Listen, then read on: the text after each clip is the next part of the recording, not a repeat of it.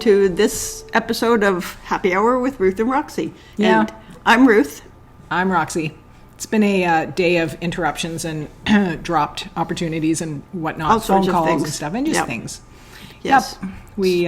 We hope you're doing well. We Yes. hope that things are not getting you down, and we hope that this can be a little breath of fresh air for you. Yeah, just a little step away from all of the stuff going on, because we know it's hard right now, honestly. I mean, it's one of those things where we can only do what we can, and it is really good to step away. We were just talking about it. You know what? Get yourself a glass of water, a tea, some bubbles, right? Anything. But this is so we're gonna have a happy hour, but we want you to know this isn't in isolation. This isn't denial. It's not. We're not denying the bad stuff that's happening. No, and it will come into our conversation because it has to, because there's a lot of stuff happening. But for right now, we want to take it away and have some lighthearted chat for a bit. But we will talk about and we'll talk about how we can all support each other through this time towards the end. This is going to shock you, but I'm going to let you know what we're drinking today. Guess what? Are you ready for it? Yeah, Look at Stoneboat Bubbles. Yep, because Stoneboat. we are creatures of habit. And if Yes. you were with us last week, you saw, and hopefully by now we've posted our little Yes, taste our tester. little taste We tester. were with Pink Beverly. If you did not see that episode, please go see go it. back and look at it. Yeah. It's fantastic. I think it's the best one we've done. Yeah. It's definitely the one where I felt the most, and you too, Uncomfortable. because Beverly is a very smart, sharing, open woman. Yeah, open. Okay, so last you'll week, see last yes. week when we were with Beverly, Or 2 weeks ago. 2 weeks ago, in the past, a recent episode, I think it's number 37.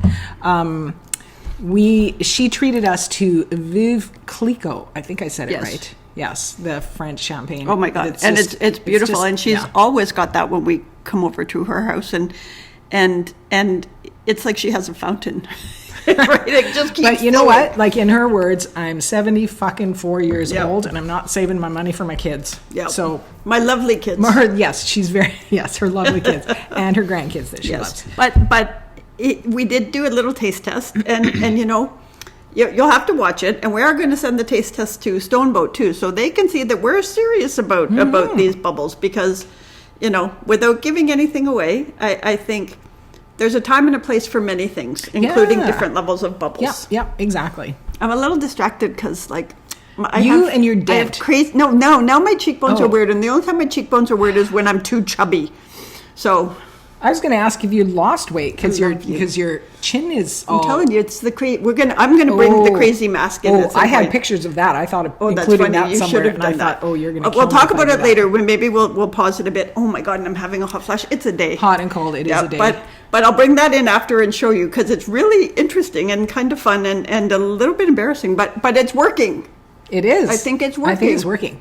Okay, so I got to tell you what's on my mind these days, and probably by the time this airs, hopefully by the time this airs, this is all in the past. But yes. We're expecting our fourth grandchild, second granddaughter, any second now. So she's awesome. not actually due until February the 13th, but for many, many reasons, they expect my daughter to go early, and she is dying, like she's losing her mind, because it's a big baby. And she's got. It's been a very different pregnancy. Her experience with her son was very different. So she texted me today.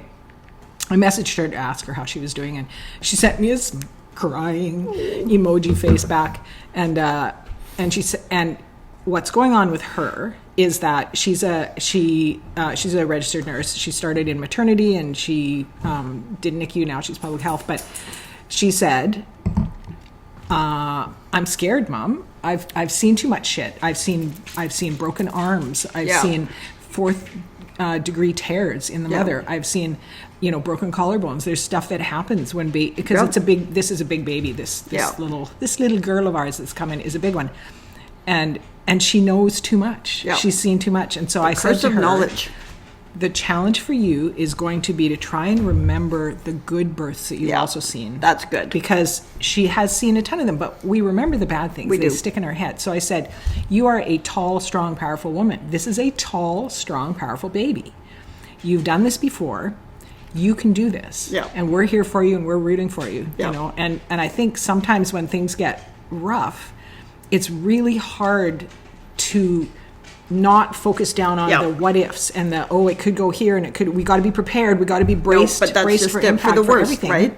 For the And worst. you have to be aware of the dangers, I think, to a certain extent. But that balance between knowing what's coming, preparing yourself for the worst, but then also letting yourself still live in the present Yep. and live in the hope of something better. Yep. That's really hard to do. It's really hard. And what's the saying? And I always get it backwards. So, expect the best, prepare for the worst. Right? Is kind of, I think it's Yeah, that way. Because yeah. prepare for the best and expect the worst doesn't work. No. But it kind of. I know some that live like that, but you know. Yeah. But it is kind of that thing that you want to do is have all your ducks in a row, for all of it, and maybe get yourself set up. If this, I know I have to do that, which makes me great at crisis communications. Yeah. Right? It's like, what if this happens? What about this? What about this? But then, I'm a work in progress with this. You have to put it over there. Yeah. Right? It's yeah. not easy. It's not easy. It's really not. No, and I mean, this sort of leads into, some of you might know I write these love notes, and I wrote a series in 2018, 2019, which is surprisingly also when it was the same administration that's in now. So that sort of tells you something, I right? think I think not. But, I got to probably Monday, and it's been really challenging, and, Monday was the inauguration,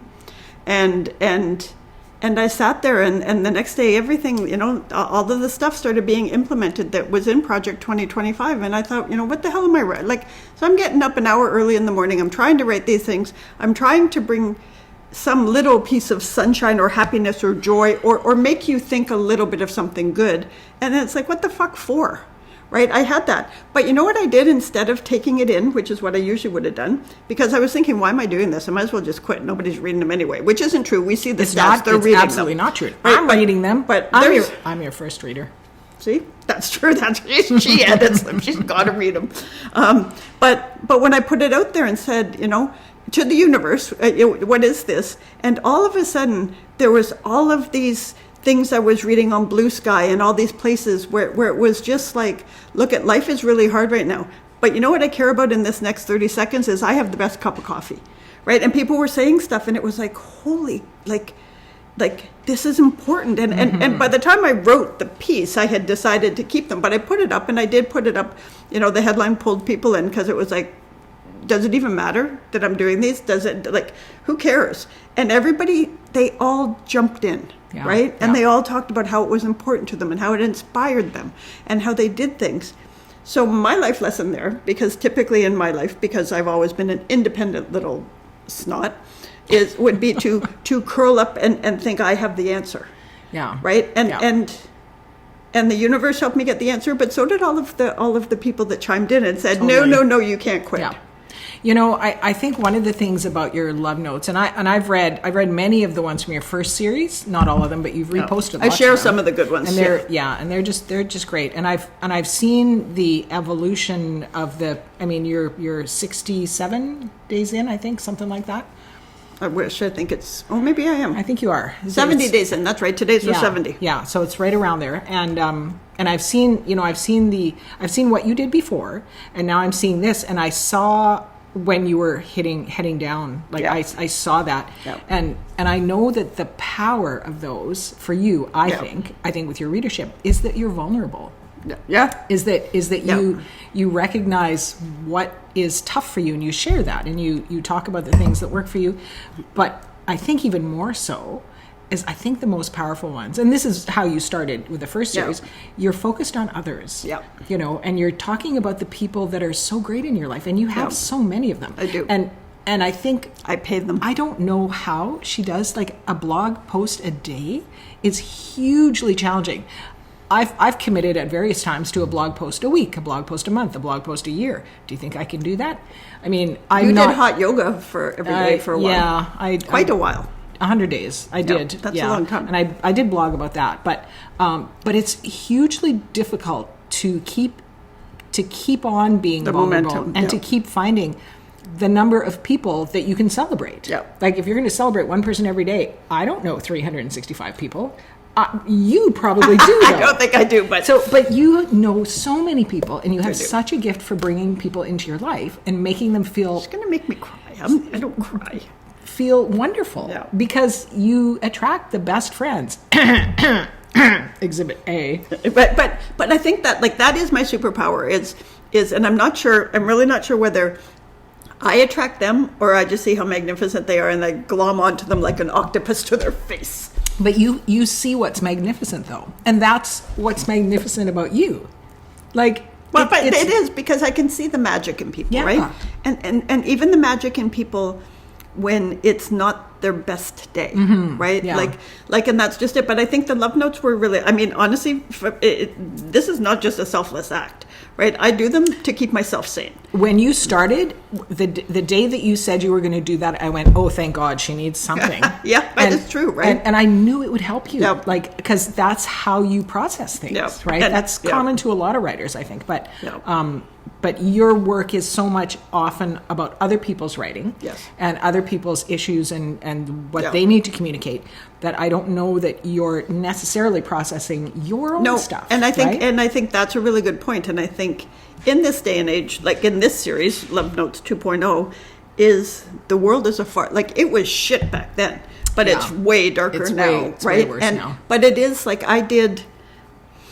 I find these little glimmers, right, of things. And before that, I was doing it. I was like poor Roxanne, like 15 shares on Instagram. Roxanne gets up like an hour later than me, and she's like, "What the hell?" Right? My phone is vibrating. It's like falling off the night. That reminds me of Big Pepper. Oh, yeah.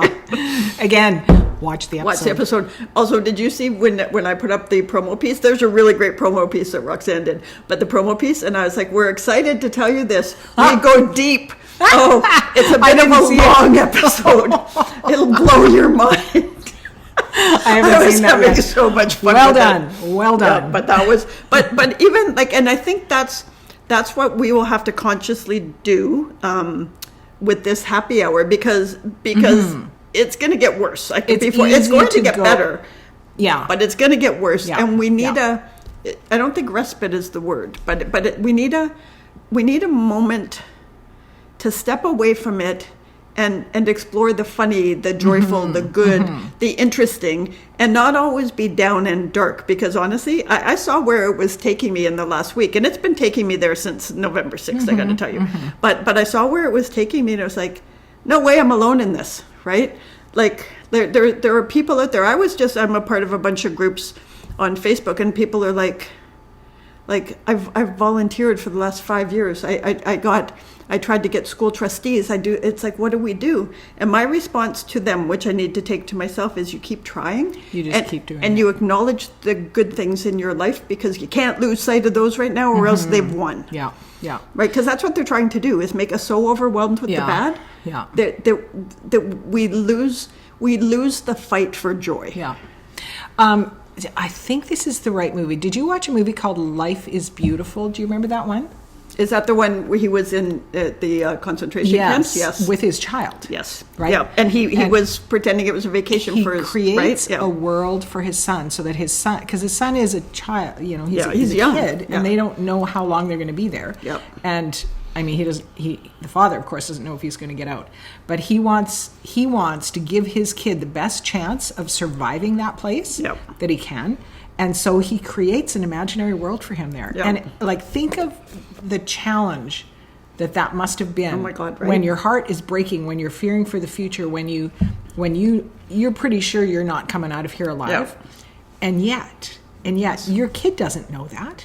'Cause So are you going to tell them what it? Well, that's just it. It was like that Yeah, one. that's there- a beautiful. We'll have to see if we can link to that so that people can at least access it, because I think it's a very good reminder because this is someone who is at the bottom of the well, right? Yeah, Like yeah. it's bad. Yeah.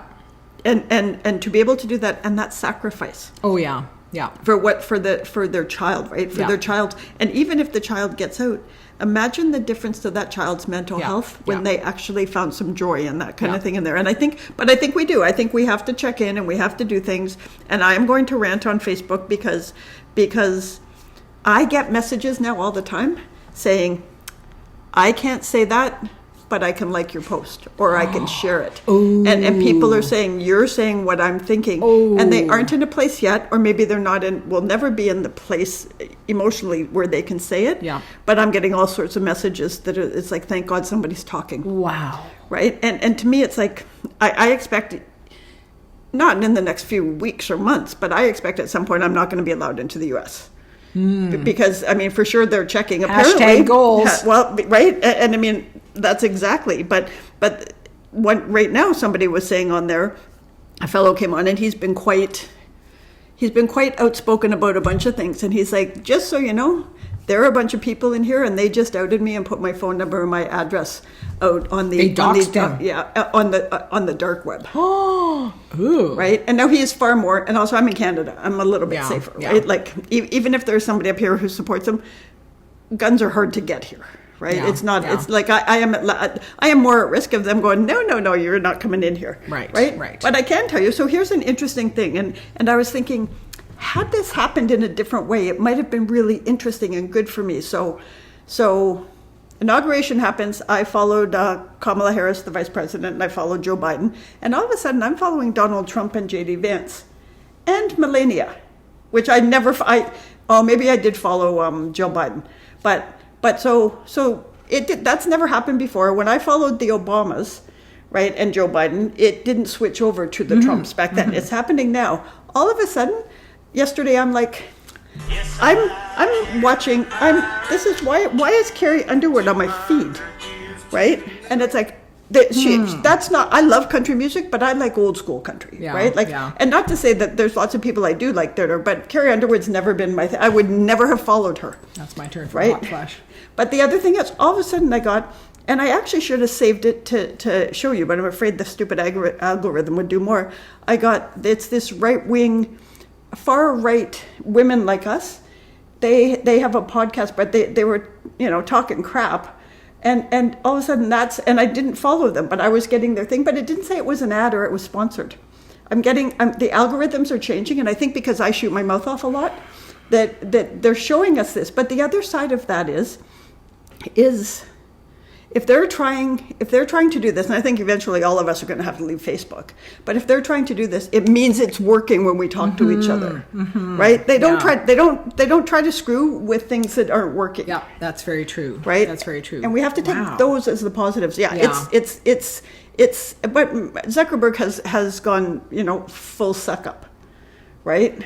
I think he could come back. The others, like Bezos and for sure Elon Musk, is just batshit crazy. Yeah, no kidding. But the other thing is, that just makes us turn in. So the other thing that you and I have been talking about is it makes us look at our local communities and invest more. We have a very lovely neighbor who is also a friend, and her husband's in the hospital and she's going through some stuff. And you know what everybody did as soon as they heard? Stepped up. How can we help? Yeah. How can we help? That's exactly. Let us know what's going on. Yeah. Without being like everybody. Yeah, exactly. Right? Sometimes you need space, Yeah. and when you live in a community like this, it's not an age restricted community, but there is a higher number of people who are around retirement or retired, and so you start to see people who are having health problems because this is the stage of life that we're in, right? And I started, I don't know, I was thinking about that. Maybe it's just when I turned 60 or something, or 29. You mean 10 years whatever. from now? Yeah. whatever it is that your fantasy world is living in. Hey, and I got cheekbones, man. Totally, all the way. But I started to think like, no, this really sucks. Like, I don't want to know all this. This getting old shit could be depressing, and yet we're all going to be there. So why not be around other people who are in a similar stage of life who will understand what you're going through? So I think that idea of looking for, like-minded people, like enough-minded people who are about empathy and support. But that's just it. And like lifed people. I don't know else how to say it. Because honestly, if all of a sudden somebody got sick and you're in a community that's full of early, like 28, 29, 30, 35 new families, and they're all like hikers and bikers, and you know what I mean? Like, like there would be, not that they wouldn't be empathetic, but they wouldn't have the same understanding.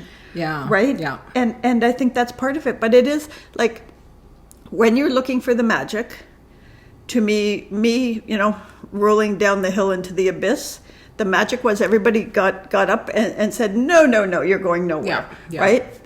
The magic is with our friends is everybody said, how do I help you? And nobody said, hey, I'm coming over to do this. They were like, would this help you? Would this help you? You tell me what would help you. Right? And these are not people that would necessarily, they are not needy people. They don't ask for things, right? Yeah. But you know, I had some beef and barley soup on and I had some bread, and then Roxanne came over and beautifully, she had the best date squares in the world that she makes, just saying. And date so we squares. could add that. I'll go that no, far. They're delicious. Like, but that's the other thing. I saw date squares and it was like, there was a splash of joy. So we have to celebrate that. Yeah. Right? Like, but also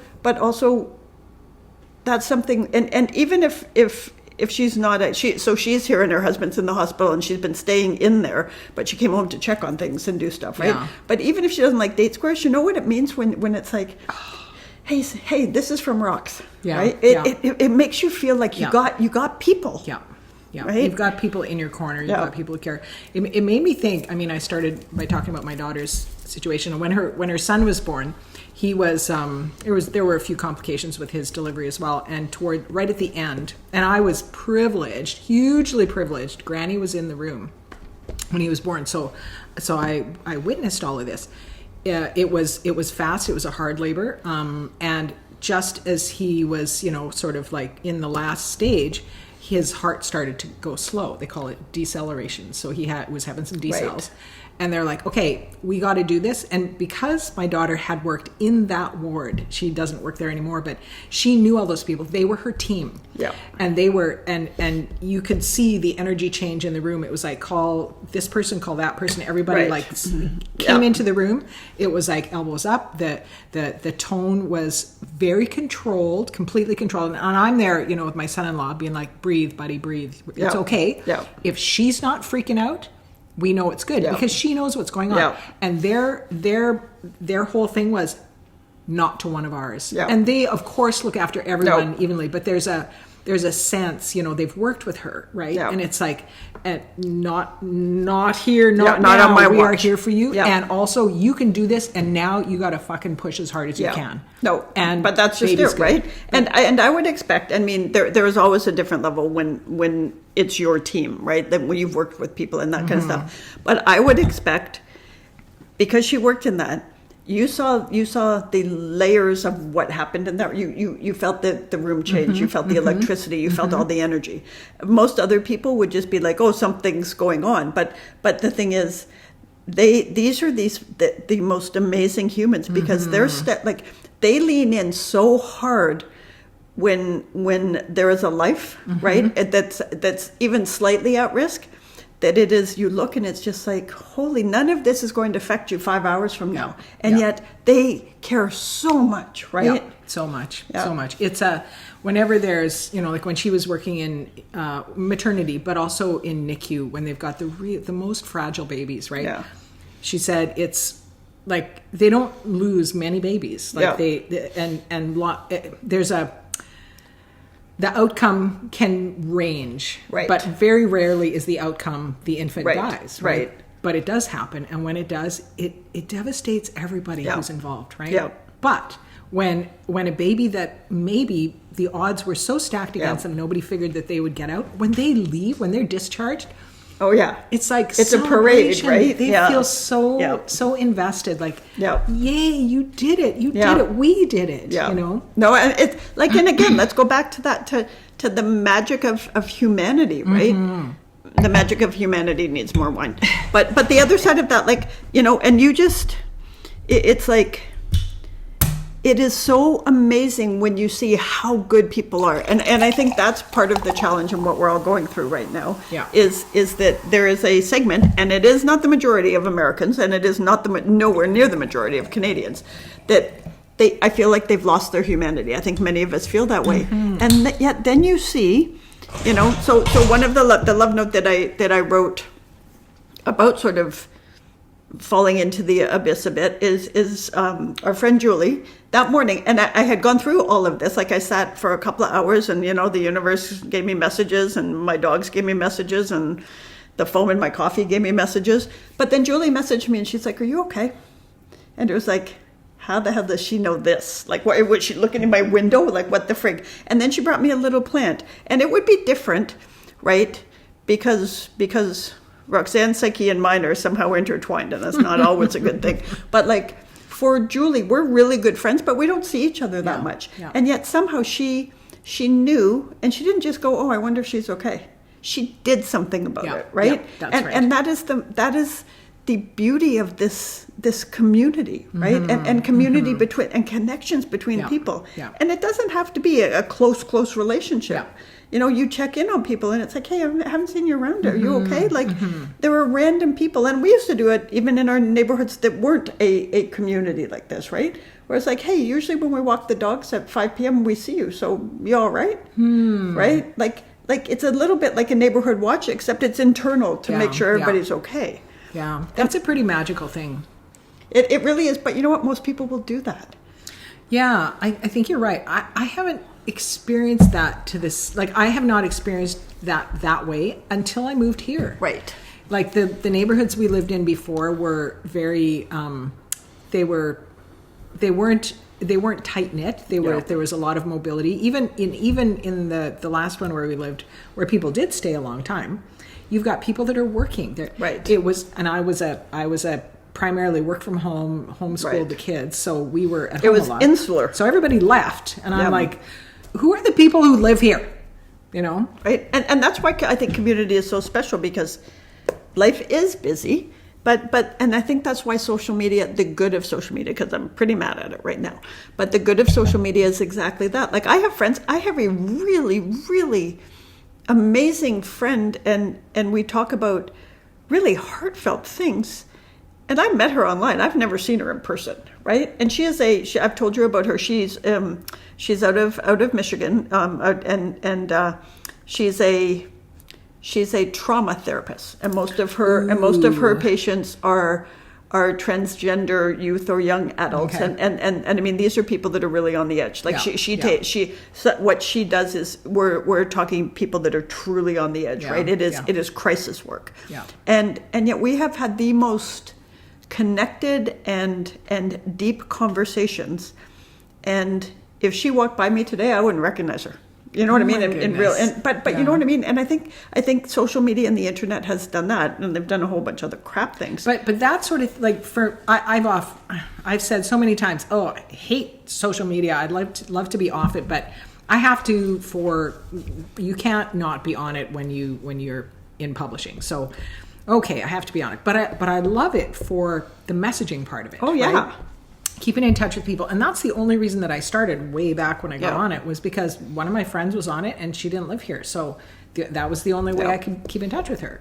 And I think you're right. Like, we've met some people through social media, all of us collectively. We've met people through social media or reconnected with people that we wouldn't have had opportunity to before. So, that's pretty amazing. It really is. And to find something that you have in common and that you can trust the person. Because I've also had people on social media, and honestly, maybe it's just years in first, journalism and then PR, where I did crisis, where it's like, I can smell a lie a mile away, right? Or an inauthentic thing. So there's lots of people that have said stuff, and it's like, I don't trust you. And then there are others, and you realize, and it is one of the things why we did this podcast.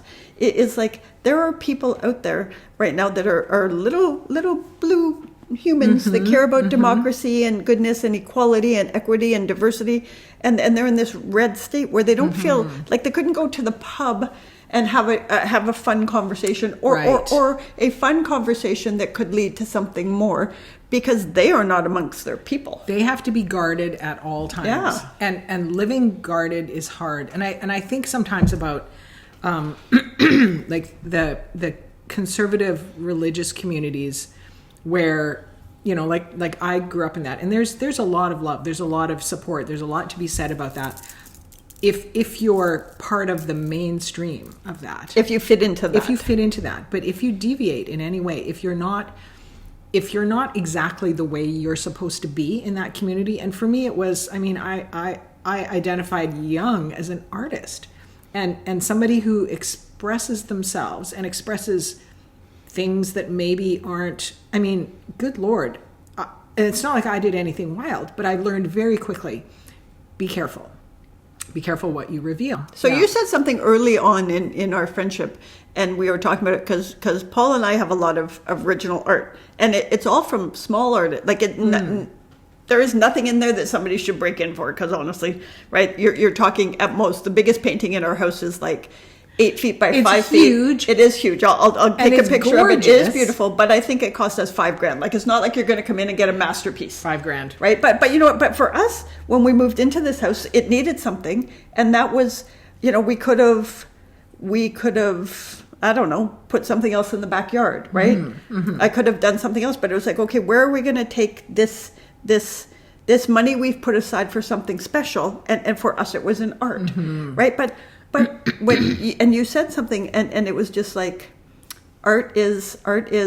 You talked about art being dangerous. Dangerous, yeah, right? Yeah. And to me that was really interesting, because for me it's like, art's dangerous to my credit card maybe, right? But or you know, to the fact that I don't have enough walls for it all. But it was really interesting, because I grew up in a family that was the opposite, and not that my parents had a lot of art. Like, honestly, like my mom would get things at thrift stores and things before thrifting became a big deal. But there was always something in the house, and it was usually a print or something. But it was they didn't have things that didn't make you think. Like that, everything anything they had that was decorative made you think. Yeah. Right? Well, and I think that's the thing. If you're open to new ideas, if you're curious about the world, art helps you think in a different way. It helps you see in a different way. Right? I remember taking a watercolor. My kids took art. I always put my kids in art classes, like when they were small. Okay, but seriously, you should see. I try to like do a poster or something for some fun thing we're doing, and it's like, Roxanne, could you and your kids please fix this? Yeah, well, not me so much, but my kids, they're actually really good. They have good eyes. And there was a point at which I was buying supplies for them. I'm in the art store, and I was walking around going like, oh, this is such a nice pencil. I'm going to buy it for my kids. Oh, wouldn't it be cool to do that? Like, wouldn't it be fun? And then at one point, my brain said to me, you're such an idiot. Why don't you buy one for yourself? Take your own art classes. And I went back like this and said to my brain, are you insane? Like, why did I never think of that? You know, like, no, I got to do this for my kids. So then I started watercolor classes myself. Great. I'm not great, but I love it. I love it. And what I learned was I had a really good teacher, and she emphasized always, I'm helping you see things. What I'm not teaching you, of course she's teaching some technique, but she says what you need to see is that blob over there of black. It's not just black. It's also purple, and it's also green. Right. And there's a little spot of white right there that's a shiny reflection. It teaches you to see differently. Yeah. So art teaches you to see, like, literally, but it also opens your mind up to see perspectives that maybe you didn't have otherwise. Yeah. So, yeah. I don't even know how we got on that. But I'm thinking that might be my husband trying to get in the door. He's sneaking in. He is. He's trying to be quiet, but it's okay. He could come make a cameo appearance if he wanted. He could. He won't, but he could. Do you want to come and say hi? Come on, you can do it. You can do it. I sat down when I brought pizza last time. Oh, he did. That's true. That's true. Yeah, that's true. He did. Hey, look at I thought I was going to co-host this episode. Oh, because maybe Roxanne she's on baby watch, right? Yeah. You could have. So you could have. So nice to see you get out. Bye-bye. Okay, yeah, I thought I was going to be part of this conversation. Bye-bye now. Bye-bye. Bye-bye. But hey, first of all, she's better at things. She shows me. She's like, oh, I just did this little painting, and I did. And I was like, give it to me. I want to frame it. And she's like, no, can't have it. I'm going to make it better. Yeah. I'm going to do a better one. But there is something like, and I wish I had, my artistic talent is in the appreciation of it, right? You have the ability to see things that are already out there, and where like your home is decorated so beautifully. Mine is like, throw things. I am very sentimental maudlin, you might say sometimes, but I want stuff that makes me feel happy, that reminds me of something else. The memories, right? yeah. And also you have kids. Yeah, I have right? kids. It's different. So you have lots of memories with kids and grandkids, right? Like photos of, like, honestly, I don't, like, I have photos of my mom and my dad and stuff, but they're not up on any walls because that's not me, right? It's not Paul either. So we're fortunate that way. But I also... In that you agree. Yeah, that we agree. Not fortunate that you don't have photos of family. No, that we agree. But like, there's also a warmth when you walk into somebody's house and there's family pictures everywhere. Yeah, right? yeah. Like there's something to me that's family art. My kids walk in and they're like, "Oh God, Mom, can you just put a better picture up? Can you make it more recent?" I'm like, oh. But I have, like, we've got all sorts of art, and there are different days where I'm, like, completely in love with another. Like, they're like behind us. I don't know here if you shift rocks. There's a beaded water buffalo. Oh, that one. Right, we got him in he in is Kenya, super cool. and he is beautiful. And it's like little beads that this woman put on by hand. But if you lean in, so what they do is, and it's made out of woods from there. What they do to cure the wood, I guess, is they put it over an open flame where the smoke goes. So if you lean in, you can smell the smoke. No kidding. Right, and some days when I'm missing, Kenya, I lean in and I can smell it, right? Or I think about the woman who sat around and did it. Yeah. Right, like all of the art we have has emotional something for us, and I get it, and I get, like, we have friends that get prints and they move their prints around all the time, and I absolutely understand how you would do it and why you would do it, but for us, I get something from, this is what the artist touched. Yeah. Right? Yeah. I get attached to things that are in a certain place and in the right.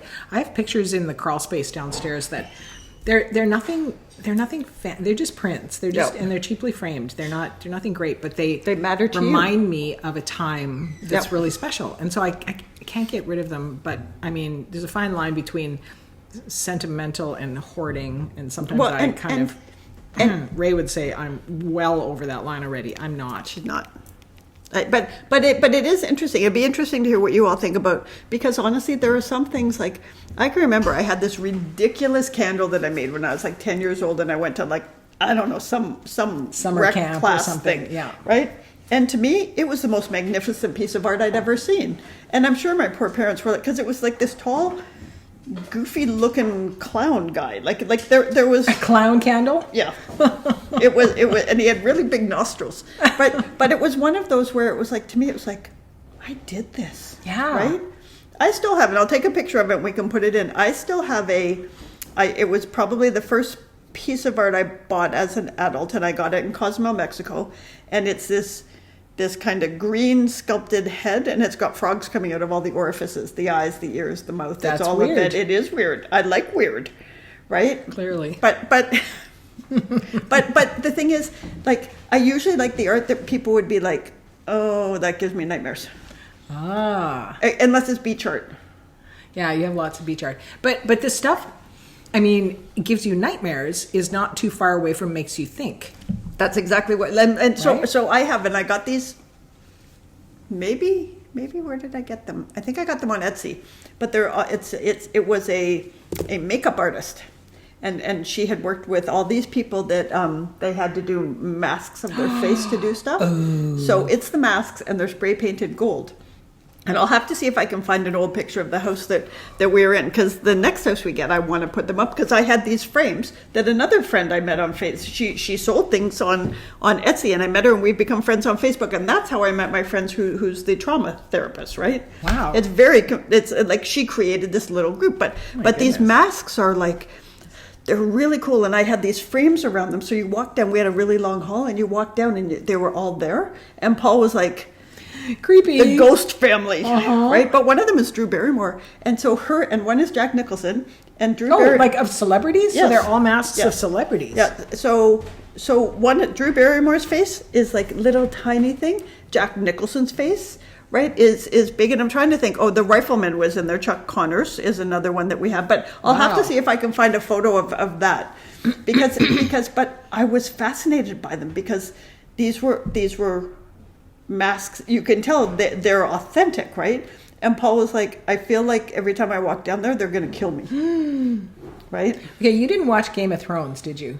Oh, I'm like the only person in the world. yeah. There's for anybody who's out there who did, you probably remember the and I don't have it at the tip of my tongue, but it was there's a character called the Faceless Man, and he slips in and out. He has the ability to take on the appearance of someone else.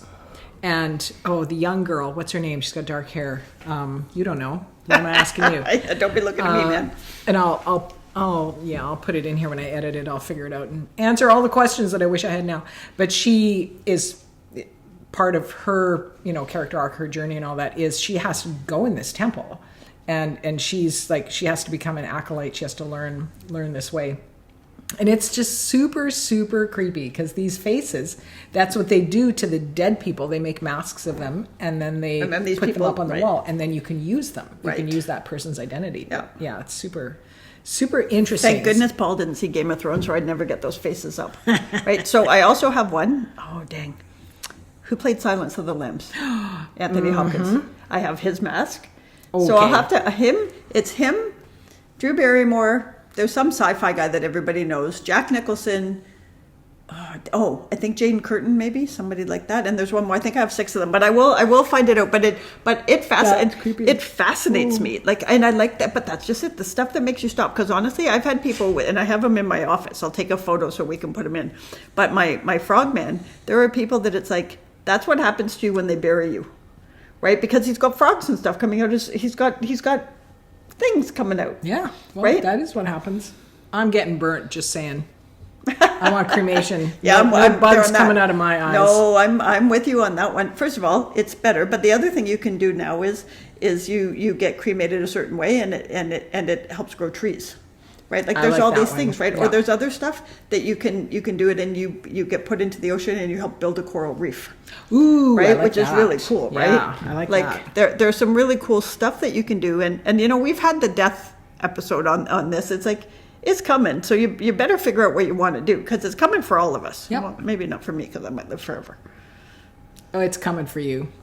It might be coming for me tonight with her. It's like that line on The Office, right? When somebody asked Dwight about something about, well, what about when you die? And he says, if I'm dead, you've been dead for weeks. Right? It's an interesting world when you open yourself up to all of that. I'm going to have to write a love note about death. Ooh, yes. That sounds cheery. But did you, because I did, and I'm sure we did it on here, the poem about death, where death comes to get this woman, and they go out for dinner, and they have red wine, and he has... Well, that'll kill you. He has very... It might kill us. But he has very rare steak, and I think she has a sundae or something. And then he says to her, it's time, and they walk off together, right? I'll have to go find it there and put it up, but it actually makes it feel... less scary to me, right? Mm-hmm. But also, if he's having steak, I'm having steak. Just saying. You don't like steak. I'm going to have something What would you good. have? Probably scallops. Ooh, that's interesting. I love scallops. I love seafood, yeah. See, it's also... See, now we're getting... it's happy hour, but this is stuff you would talk about. I read... an article or a book, and it was about the Last Suppers of people being executed. Ooh, oh. Right? And it was really... They knew they were... we're talking serial killer stuff, okay. right? This is not anything. It was the Ted Bundys of the world, right? Really bad people. And some of them would have really extreme things, really, lobster and this, and other people wanted KFC. Yeah. You know what I mean? It was really interesting because it gave Kraft dinner and scallops. Oh, yeah. Roxy, it's going to invent a new thing. Would you put the scallops in the Kraft dinner? I would have them on top. On top, but how would you cook them? Would they just be in butter or something? Fried, yeah, okay. Pan fried so they're a little crispy on the edge, which I can't do. I've tried. I mean, I'm doing something wrong, so I'll keep trying. But it's a technique, right? I think the pan has to be really hot. I agree, and you probably have to have the right pan. I ruined another nonstick pan. Well, I'm blaming my husband, actually. Cast iron, man. I re-season my cast iron. And you have to. You have to season it all the time. Well, so this is a problem for me then. So Stephen Hodgson, you should come on as a guest. So my friend Stephen is like a great cook, home cook. He could be a chef, but he's too snotty not to do it. Anyway, but he seasons this and he takes care of it. But one of the things he does is he puts his pan in the oven at 500 degrees for like half an hour. So it comes out, and I mean, your freaking skin would come off if you touched it, right? Yeah. And then he puts it on top of the stove. And he does that for steak and for other. It gets so hot that it sizzles right away, but you only get that, and you put it on for a few seconds. So that's interesting, because I love my cast iron stuff. I've got a Dutch oven that I use for bread. That's all I use it for, really, is bread. And a frying pan that I'd love to use more, but I don't think I've seasoned it right. Right. But I'll get advice, because I'll put the advice up, because he is very, like, I can remember, so he has, Stephen and his wife Mick have a cottage in Vermont that I've gone to all my life since I've had it, right? And he's got 3 or 4 or 5, cast iron pans hanging up and stuff, and it's like, and he is very good about letting me cook in his kitchen. He is really good. But when it comes to washing those pans and doing stuff, he's just like, Ruth, get away from them, right? And Michelle knows how to do. So every time I'm having a problem with it, like something like that, it's like, what do I do, Stephen? What do I do? Yeah. Right? Because that's a knowledge base I don't have. Yeah, and there's like my mom always cooked with cast iron. I remember her cast iron skillet that she used, and I've read about it and I know it, but I don't pan fry stuff often enough. Right. I mean, now that I use fresh prep all the time, I'm like, everything good is pan fried. I didn't pan fry stuff for decades, because shouldn't eat fried food, But pan fried is different than fried. You're right about that. And that's, I think, something I'm learning now. But yeah, I want to use my cast iron more and better, because I mean, so for quite a while in a couple of our houses, we had the ceramic top cooktops. Right. Yep. Really bad for cast iron, because we had one break. Yeah. The like those top. ceramic. Yeah. Like there's a whole bunch of stuff that you have to be very careful. Right. So you know what I did? I was cooking something, and I had a big big pot lid, and I put the lid down on the ceramic top, and it suctioned, right, as they do, and it sounded like a gunshot. In the house, and it was really expensive to replace. Yeah. But yeah, now we've got gas with the nice iron grate. Love gas. I just said last night to my husband, I don't know that I could go back to an electric, or I would never go back to a ceramic top. I've never tried induction, but gas.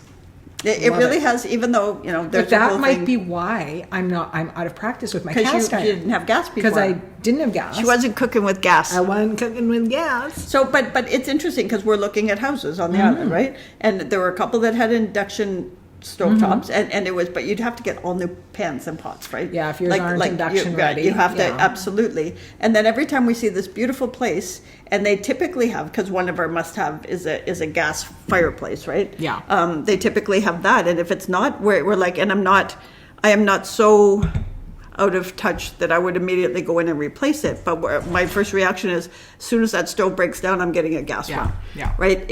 And because I know what I'm doing with it. I get it. It's more like an electric oven is more consistent for baking, and you have both, right? And it's more consistent. I made Simple Tuesday, right? And I made Cheeter's Cassoulet, and I put it in, and it's like you have to. But they say put it in at 350. I have to put it in at 400 because the temperature oscillates. Yeah, like it goes on and off. Yeah. And so you have to put it in because 350 on an electric oven is 350. That's not what it is. Like you have to. So you're like you thought ahead. Yeah, I did, because I knew that the ones that they came with were gas top, like gas stove and gas oven. And I had done, the looking, and I'm like, I think I want an electric oven. I don't care if the power goes out and I can't bake, but I wanted to have gas, so that, because we do have power outages here a lot. Yes. So that's fine. Not a lot for anybody buying out here. What I did not realize at the time that we bought that gorgeous beast that we beautiful. have, I love it. It's a great appliance, but I didn't realize that we had to rejig the electricity to it, because it was not wired for that. Right. We had to get an electrician in. It was a big pain. It's a whole thing. Yeah. But it's beautiful. She has a it's a good but oven. your kitchen, and also you have the steam oven. The combi oven. It's really awesome. I do like that. Yeah, that's what I bake the date squares in. And they're a little crispy, like crispier than usual. I'm like, did I leave them in too long? Did I use the auto steam bake? Okay, well. I was having a conversation the other day with talking about being healthier, right? And it was with my sister, and she was like, "Yeah, I like fried and burnt things," and I was like, "Me too." And I don't know what it was because my mom, for most of our lives, either she was a stay-at-home mom or she worked from home because she went to thrift stores and found things and then she sold them to. She was a dealer. She wasn't. She sold them to antique dealers or to interior designers who then charged their clients 5 billion times more. But it was one of those where it's like we had. I don't know, healthy, because back then was healthy, right? We didn't, but it was just it was like, the generation of prepared foods. It was kind of new, and they told us it was good. But see, we didn't, I was so excited when I moved out, and I could have my freezer full of, TV dinners. I was obsessed with them because my mom would never have them because, first of all, they're expensive. Oh, that's funny. But the other side of that was she made we had homemade food all the time, right? Yeah. But the other side of that is it's so funny because I had homemade food all the time, and yet I'm kind of like those ridiculous meat pies that you get, they're frozen and they're harder to find now, but they're frozen and they have ground beef, and now I start to make my own because I want to know where the beef came from and I want to know all the things. But they're in pastry? They're in pastry, and they're we used to get them at school, so there would be meat pie day. And you would get French fries and meat pie, and they'd put gravy all over. Are they in they're this big, a little aluminum thing, or are they like a popover shape? No, like a little cupcake. They're crap. Okay. Every time Paul goes away to a golf trip, I get those and I have them for dinner 3 nights in a row. Like you can buy chicken pot pies like that. Yeah. No, but these are ground beef, right? So it's not like that. That sounds like right up my alley. Right, but I love that. but it's one of those pastry on top or potatoes on all top? the way. No, the pastry's all the way around. through. Okay. But it's also the pastry is crap. I'm sure the beef is crap, right? Because we don't eat that much beef, and so it's kind of but you know what? Those come out and I'm like, oh my God, I'm so happy. It's like Kraft dinner. I can remember putting a thing up on Facebook where spaghetti in a can, in a tin. Oh, that's right? disgusting. Oh my God, I love it. But I put it up and there were people that were like, I'm not sure I know you at all. I love Kraft dinner. I like to say my kids were built on Kraft dinner. I shouldn't admit that, but it's not like. But we're Canadian, man. I fed them other things, but I have to just say I fed them other things. Yes. Okay. Now so I'm doing this little thing for the chef and I'm going to forget the name of it. Palm and olive and palm or some. Anyway, I will find the right name and we'll put a link because I've talked about this in a love note. So I reached out because we're going to New Orleans, which I have to admit I'm struggling with in 3 weeks to go on a cruise. And New Orleans is a pretty artsy. The world's tiniest violin is screaming for you. I know, but it's. I don't want to go to America. I know. I'm making fun. But I kind of want to go to the blue places to support that because they're going to get hit because people won't go there anymore. But anyway, I'm going there and I find this restaurant and they have blue crab rangoons. Oh yeah, at brunch. Ooh. So, but we can't. It just schedule doesn't work out. We're not going to make brunch, but we're going to go there for dinner the first day we land. And so I reached out to the info at and who writes back, but the co-owner chef. Right, who's like, we'll set you up, and she's like, we're looking forward to cooking for y'all. Aww. Right, so I'm bringing her a few little foodie things foodie goodies that couldn't come out, and also I forget where I was going with this, but where was I going with this? Kraft dinner. Oh, I should bring her Kraft dinner. Oh yeah, right, because I don't know if they get the same as us there, right? Right. So I got her. So far, I've got some nice things, and it's. What's the right way to say it? It's probably a little over the top what I'm bringing because I got some Canadian chocolate bars. Okay. And we have these Cheezies things, but they're from a specific company. You can't get there, and they're just a Canadian company. Are they the Barber ones? I don't know. Yeah, they have the stripes, right? They're called something. One is blue cheese and something else. Oh no, this is. I'll show you. And I'll put the link to that. Okay. And so I brought that for everybody, and I got her a Vancouver Island sea salt that's maple smoked, a couple of things like that. Yeah. But I also got her poutine gravy mix. Ooh. And Swiss Chalet, the rub for the chicken. Oh, yeah. And the sauce, right? And I know that sounds counterintuitive to give a chef package crap, but holy man, Swiss Chalet chicken. It's just, it's interesting, right? And my son-in-law who's oh my God, who's fabulous. He's not a professional chef anymore, but He loves to cook, and he says, and I know whenever I cook and he comes over, I know he's thinking, what I could do better, and I sometimes I'll what ask he could do better, or you what I could do better if I did it with his advice or whatever. And often I ask, but sometimes they're just over, and I'm like, look I made lasagna, here it is, eat it. What was I going to say? Now I lost it. Oh, about package mix. Oh, and I swear to God, we're not even through a full bottle, so really it's not. just a tired week. Yeah, it is. And he said, you know what? Sometimes it's just lovely for someone else to do it. Yep. Right? And if you like to eat, if you like to cook, you're interested in all the food. Yep. Right? And he loves white spot, like he's a white spot. We can go here because there's a white spot. Right? So like people have their things that they like. And I'm never going to be able to understand the mix. I think I've got KFC down, just saying. What? Right? I do the fried chicken sandwiches with the breading. Yeah. If there's if I take a couple of spices out, I think it's the KFC thing. But I don't, because when I do it with chicken breast with no skin. Okay. I think if I did it with skin, it would taste more like KFC. Yeah, you got to have the skin. You got to have the skin. For KFC. But I think Swiss Chalet, I love Swiss Chalet, and it's no longer in BC, which is really sad. Yeah. Right. It was in Abbotsford for quite a while. Yeah. And I think we went like twice when our kids were small, and I loved it. And it's such an Hermes. Ontario thing. It really is. That's where I was introduced to it. But especially like the sauce, I really like. Paul doesn't like it because he thinks it's too vinegary. But it's really interesting. I would really like to, and I hope, I kind of hope the chef isn't there when we go, but she's left a note for us because I don't want her to think I'm trying to It's just exciting to me to be able to say, here's some Canadian stuff, right? But we go back to it. Remember when we were in Europe and we were giving things people were so delighted to get Canadian sea salt, right? Oh, it was so fun. Yeah. It was so fun. And people were surprised because that's these are some of the things that you do that not the average person does. And now I've been exposed to this behavior, and I'm like, so much fun. Oh, giving things away is fun, and especially when it represents where you're from. Because for the most part, people are like, oh, and then they would talk to you about where you're from, right? And even Ray, her husband, and the brother I never wanted, but even him at one point, we were like, do you want to? And he's like, okay. And I never thought he would, but he liked doing it. There's something about it, especially when you're representing.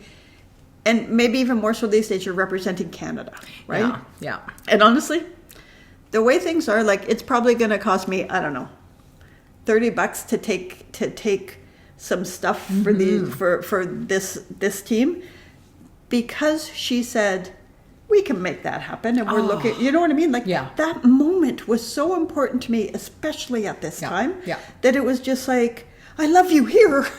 Oh, okay. So I'm going to tell you, this is such a Canadian thing, and such almost a miracle. So I think I was telling you that I've been audited by Canada Revenue for my GST account, and they said there's a discrepancy here, and you paid this amount, and it looks to us like you should be paying this amount. So what's the deal here?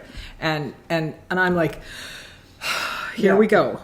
I'm going to get lost in this whole, I'm going to call this number, I'm going to, dial one and whatever, and I'll never get to a human, or I'll go through some website and it's going to be painful, and they're not going to understand, and I'm just going to end up paying $500 to make this go away. That's what I imagined would happen. She answered, okay, like a human being answered. Yep.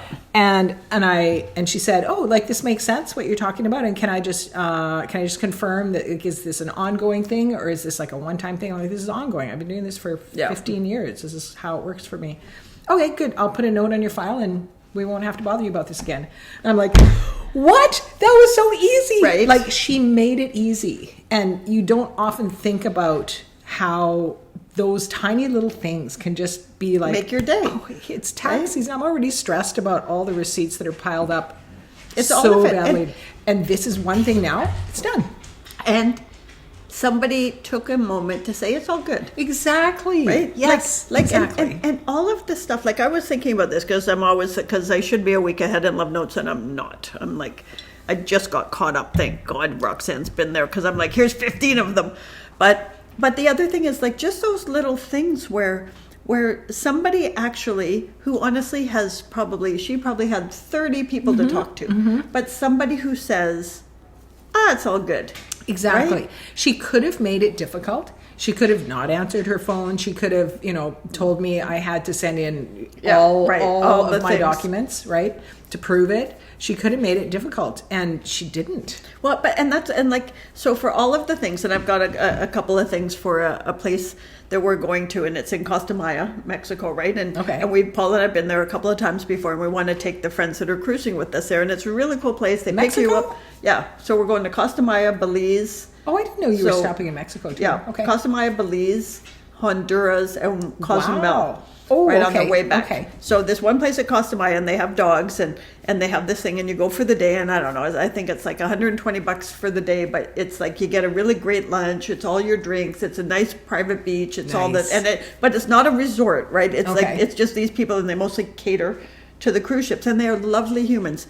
Well, I took too long to reach out to them, and it was like, I'm really sorry. We've been there a couple of times before, and like we love it because they have dogs, and it was like I had so much fun because they're all playing in the ocean, and I'm having a beer with the dog, and blah blah blah. And so instead of saying to me, "Yeah, we're sold out," they said, "Give me 2 days, and let me see what we can do." So we can't get, like, they usually have little palapa huts and stuff, and so Okay. they're like, "We can't give you a palapa hut, but we have umbrellas for you and beach and the lounge chairs, and it's all good, blah blah blah." So I'm going to take these people because they still got paid and stuff, the same amount they would get paid if we got a little thing, but they accommodated us, Yeah. without inconveniencing anybody else, Right. right? You know what I mean? Because I was like, you know what? We'll pay more. We'll just sit at the bar, and they can go in the water. Like, we'll do whatever it is. We'd love to show them what, because it is like, if you're out in the water and you wave at the waiter there, he brings the beer out to you. Oh my god. Oh my God, it's so awesome, right? Oh. But it's like the chef in New Orleans. It's like, in this day and age, they could have said, "Yeah, we're not letting you order from the brunch menu." Yeah. But yet, her response was kind.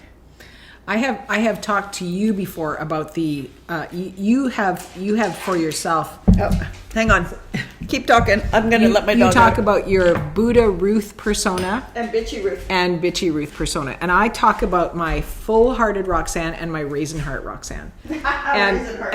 And sometimes, like, I'm just a squinched up. I got nothing for nobody, and it's all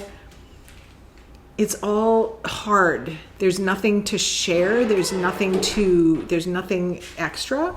But then something will happen, or I'll find some courage from somewhere. And these people they're their Buddha selves. They're their full-hearted self. They're the grape self, not the raisin self. Right. And Because they're randomly. yeah, exactly. So, and then that makes you feel more open and more It's that ripple effect, right? full of grape juice. What is grape juice? There we go, Grape man. juice is wine. Right, and look at how she's cycled that around. And now we're at an hour and 4 minutes, think so we're- that's the perfect ending. That's the perfect ending. Okay, but I gotta say, that's a love note, I gotta say.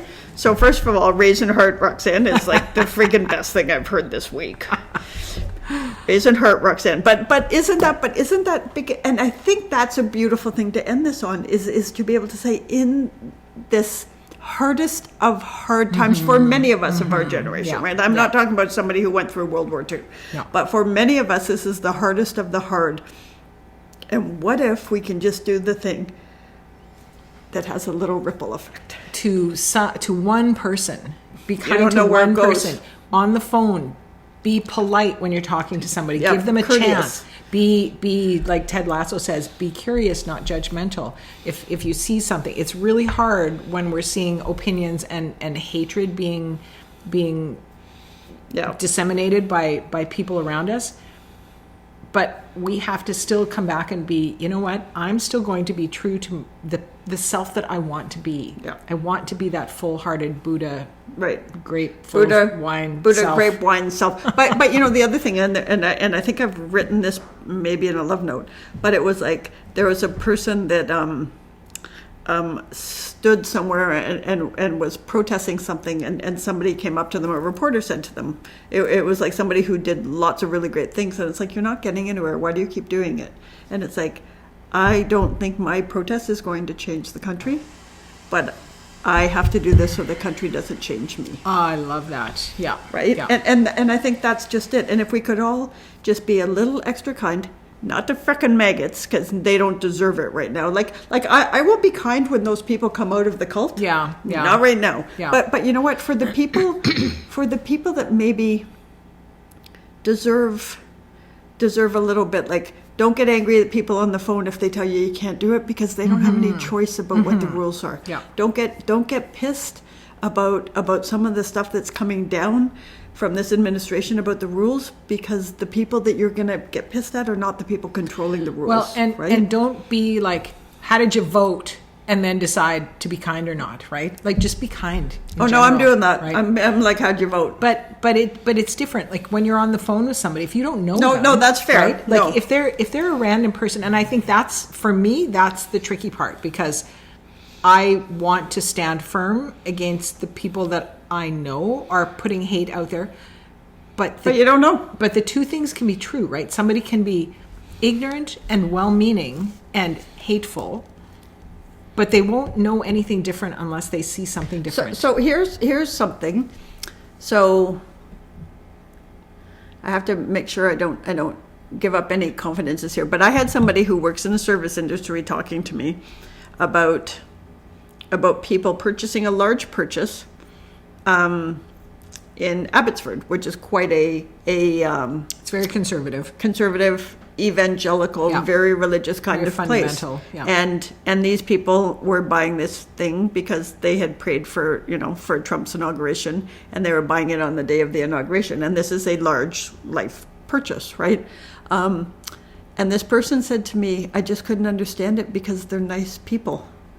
And it was like, if they support Trump, they're not nice people. I'm sorry, I have, because Yeah. it's gone too far. Yeah, yeah. Like I'm okay if you have conservative. We have people in this community, and I'm really interested because we talk about policy. Yeah. We don't talk about you're Yeah. not good enough to be at the table. Right. And for me, it's like right now there is either you're a freaking fascist Nazi or you're not. Like right Yeah. now, for me, and I'm not Yeah. saying for everybody, because some people have family members and you have to deal with them.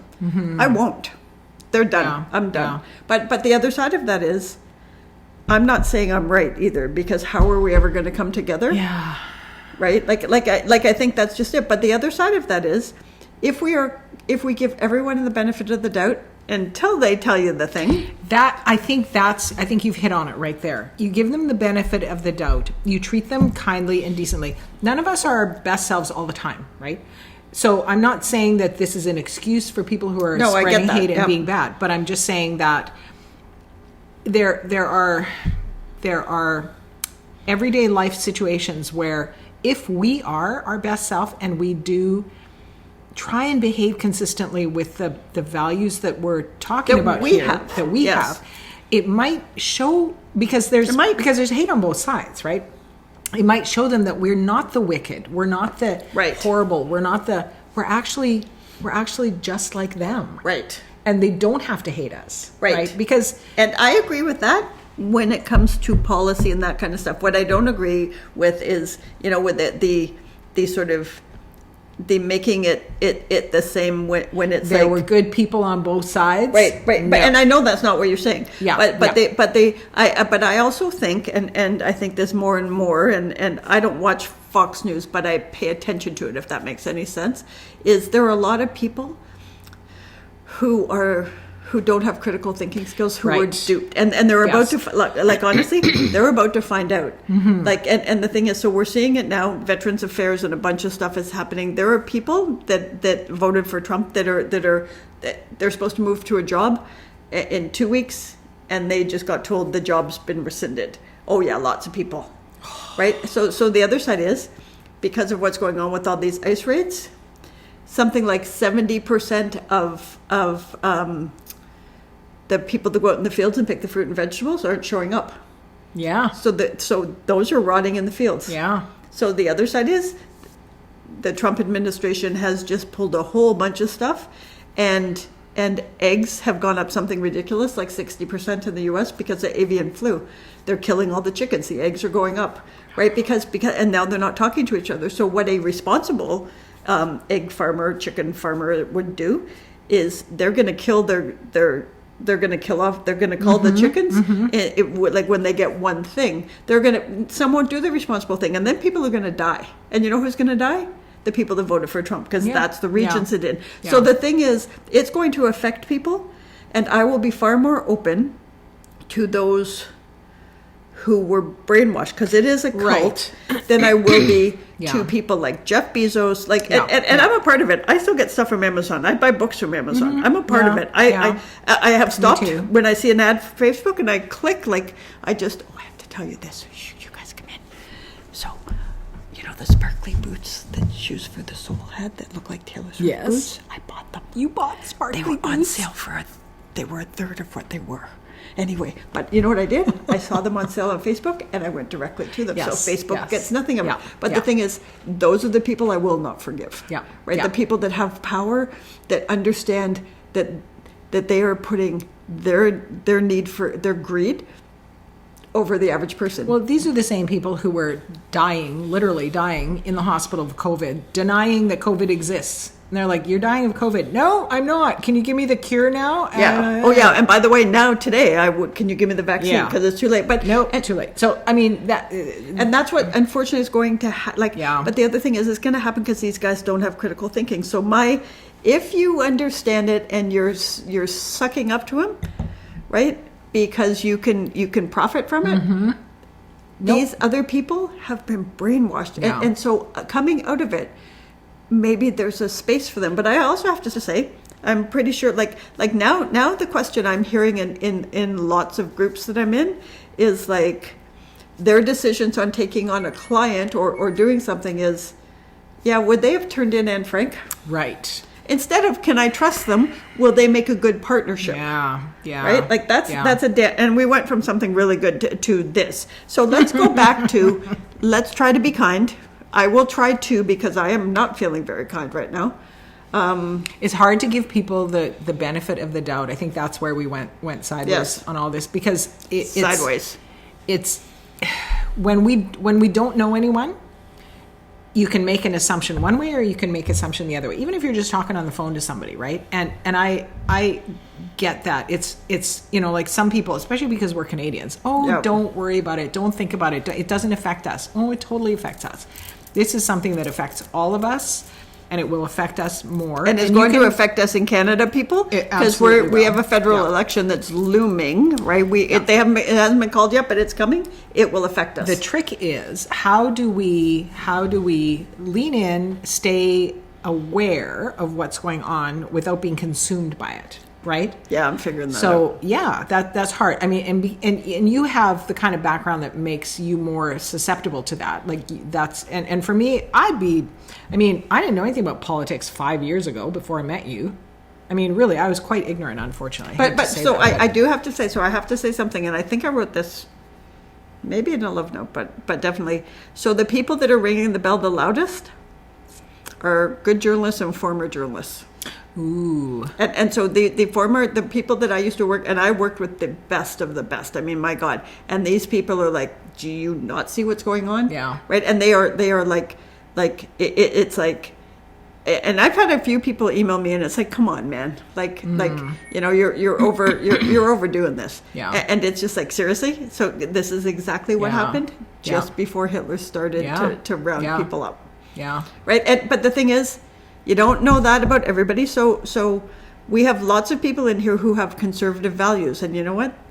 They're not assholes. Well, that's it, right? I think about myself as an example. I was ignorant, in the true sense of the word. Yeah. I didn't know stuff. I think I missed that year in high school, whatever. Civics, nothing landed for me. It was not a. But also, growing up where you were, civics would not be a thing that would be high priority. No, it absolutely wasn't. It was and in my sort of subculture, it was like the government is over here. We are accountable to God. The government, yes, we will do what's right in the world that we live in. Yeah. But that's not our priority. Our priority is to God and our church community. Yeah. So I really was ignorant. So learning more about everything now, I think, okay, now I know stuff. But how would I have behaved back then? I would have been trying to be a good person, whatever that meant, but I wouldn't have known what I was talking about. So is that are those some of those people? I don't know, but I'm trying to like I just said, honestly, like this person that was talking to me about this big purchase, and he was like, you know, they're nice people, they're good people, and it was like, where's the balance? What's a good person? That we have to define what a good person is, because because just because you're polite and show up to appointments on time, if you also believe that we're not all equal, or that someone's lifestyle makes them an illegitimate human being, then you're not a good person. Like, I think it goes back to values. Well, it does. And I guess the thing, like, even me in my ignorance in 2016, I knew Trump was a horrible human being.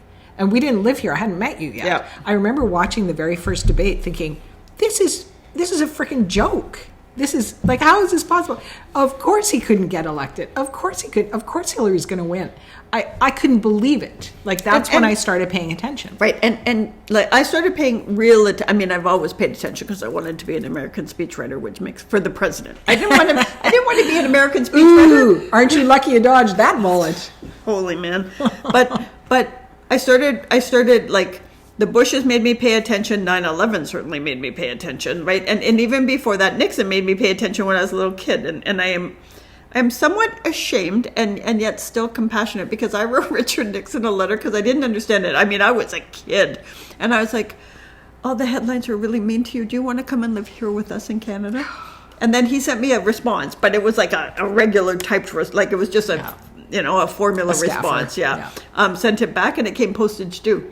Because in America, if you send out mail from the White House, you don't pay postage, right? Oh my gosh! So my father was like, that was him. But honestly, I'm a bit ashamed, because Richard Nixon was a piece of poo, right? But also, my values, even though my father, like, I can remember my dad saying to us, oh, we're going over again. But my dad saying to us, if you vote NDP, you can't live here. And as soon as he said that, it was like, fuck you. I'm voting NDP. I don't even know what they stand for. But that's just it. It was just like, you don't get... I live in a democracy, man. You don't get to tell me what I vote. Yeah, and I have I'm going to get Chalupa and let him back in. But I have a feeling that is maybe what some of the people who we think are, bad people because of how they voted or what they think. I think there's more ignorance out there than we're aware of, right? So... does that excuse them? Nope. I mean, ignorance has still allowed a thing to happen, and is still allowing. And the other thing is, and right now it's really bad. So when Roxanne came in today, and I mean, I have to admit, I went and showered, didn't put makeup on, because just before I did it, I read that they're sending ICE, which is their immigration and customs, whatever it is. They're sending them into the schools. And we're talking grade schools. They're sending them into churches. They're sending them. And so I went in the shower and had a really big cry, because we're talking little kids, right? So they're taking the kids into custody. Yeah. So that if and these kids were probably born in. Okay, except he, according to Trump, he just wrote an executive order, which you can't do because it's in the freaking Constitution, revoking birthright citizenship. So they're getting the kids. But what do you think is going to happen? The parents are going to come and get the kids, and if they're illegal immigrants, they're legally their kid. I don't care what Trump's executive order says. Their kid is a freaking American. They're born in America because they're born in America. But that's going to flush out the parents, right? For sure, that's what and they're churches. doing. Like there is no sanctuary, right? And the thing is, I get ignorance, but what we have to look at. Trump has said and done so many bad things, and you would know this more than me because I didn't have a church background. He has said so many things that people who truly are Christian, in my understanding of Christian, should have walked away from, and yet they're not. I don't understand it either, but what I do know is that has played a huge role in the vast number of people who've left the conservative Christian church, the fundamental evangelical church. And I mean, I had started leaving decades ago, but the Trump, COVID, those things were like, oh, never mind then. Like there was a point at which I probably could have, and I still think that there's an arm of Christianity that speaks to me in some way. But Like that I bishop. can't. The bishop. The that talked bishops. back. There's somebody. There's someone, Yeah, right? who speaks truth to power. Yeah, absolutely. But for the most part, the people that have put Trump in power, the religious right, I cannot be associated with that. No, and absolutely and, not. And that's the challenge of it, because they were willing to crumple up their values because they would get what they want. Yeah. But the other side is Trump did an interview with Sean Hannity of Fox, and Sean Hannity of Fox is a freaking walking piece of poo. But so you know what? But Trump has said this, and others have said it before with the assassination attempt, and also where's the coverage on that? It's all gone away, right? We still hear about the assassination attempts on other presidents. But anyway, Trump said to him that God saved him. He is the Messiah. I don't think the Messiah gets to say he's the Messiah. Wow, not unless you're in That sounds like the Kool-Aid cult. in a mental institution. So you know what? The one thing that I take away from my religious upbringing is that God is love. Whether you believe in God as an entity, The universe, or whatever you want to say, if I believe in love, then that is Christ at work in me. Right. And I don't have to believe in I don't believe in the interpretation of the Bible as I have learned it as such. But if I believe in love, and I can stand up for that, and that takes me from raisin heart Roxy to Right.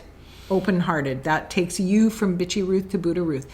We have to believe in love. Yep. We have to believe in goodness. There's our ending. But we will but it is exactly the ending, and we will continue this conversation because I think this is really important. Yeah. At the core of most people, we want to take care of each other. We want to take care of our families. We want to take care of our friends, and fear gets in the way sometimes. I do believe most people are good at the core. And that's what we have to trust in and bring out in each other. And you've brought out so much good in me by being the person that you are. And I think we do. It's true. I know you're going to be all weird about it. But that's the thing. Like when we treat people well, we get that reinforcement that, oh, being a good person, being a kind person, being a generous, loving, caring person builds us up. Oh my goodness! It makes comes other back people to you feel better, but it builds us up. If that's just it. It's not a one-way street. No. It's not just about, and that's where we need to spread a bigger story, I guess, because message sounds too freaking religious for me. But a bigger story is that, in fact, everything you do, right? I have never worried about life. You know, like I know I will always have enough. I might not have too much, but honestly, I don't want too much because I've seen people with too much. But I always, you know why? It's because I give away. I reach out and I try and I do the things. But you know what that does? The universe brings far more back to you, and it starts the ripple thing. Yeah. Right? And that's maybe what, maybe we'll find a segment in here that talks about those things when you see either the ripple or the thing or something. But it is a good, more people, because honestly, don't listen to the stats that they're telling you, because Donald Trump didn't win by a majority. There was the third party spoiler ones. He only won by something like 1.5% or 8% or whatever it is. And it wasn't over 50%. It was not the majority of even voters. Wow. Right. So the thing is, don't let them tell you that most people are supporters.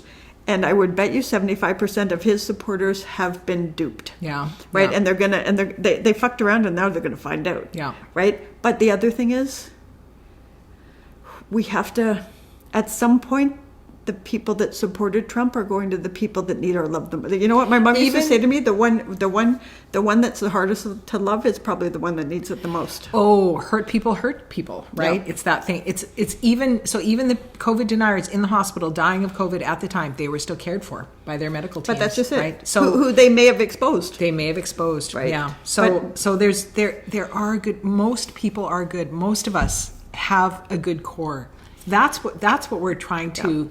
That's what we're doing here, right? So we're trying to access that in ourselves, and maybe we can to share encourage it. you to do that too. And you can encourage us. Yeah. And I think that's all of it. Also, you can have some fun and you can have some laughs, and you can take now an hour and a half. But you can every 2 weeks, and just remove out of it. But doesn't mean you're moving out of the challenges we're facing. We're just going to talk about it in a way that doesn't make you want to go barf.